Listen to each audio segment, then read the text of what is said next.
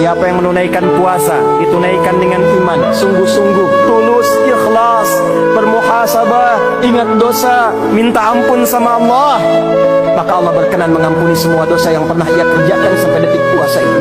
Siapa yang meningkatkan sholatnya di malam Ramadan, bangun qiyam Ramadan, bertepatan dengan pembuka malam Al-Qadar, dan dia bermohon ampunan kepada Allah, tulus ikhlas, maka Allah berkenan mengampuni semua dosa-dosa yang pernah dia kerjakan sampai detik itu. Singa de orang dek balik ka ditu, dek balik ka imah mah bunga, dek balik mudik mah bunga, tapi dek balik ke jero kubur peuheur luar biasa. Bakal kapanggih jeung malaikat kitu munkar nakir. Masya Allah, nu mantak maningan cicing orang ibadah ka Gusti Allah.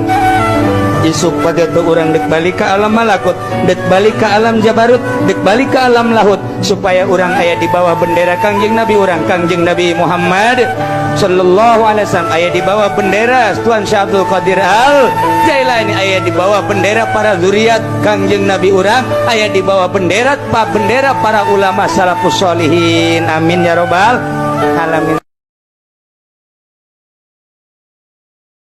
Ternyata lamun orang sering sholat duha sekali, dua kali, tilu kali, poe, sepoe, dua poe, terus we. Setelah 40 poe bakal ngarasakeun nikmatna ibadah. Embung nu ngaran teu sholat, sanggeus teu sholat embung teu berjamaah. Eta balukar tina sholat duha bakal dibere ngeunaheun geura ge. Eta geus kapanggih ku wali Allah nu ngaran Syakikil Balqi. Ngeunaheun sacara ternyata tina hasil duha ngawarung, mun ngawarung teh mah jadi lancar ngawarungna. Kanu balanja Masya Allah, eta ngeungkeung ngahutang kabeh.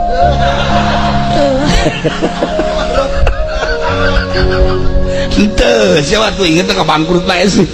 Henteu lamun tani Masya Allah subur tanina. Ieu berkat salat duha. Eta nu kos karatu nama geus biasa, tapi nu istimewana bakal dibere tarkadzunub, embung urang ngalaksanakeun dosa, bakal hayang ibadah sebab dibere ngeunaheun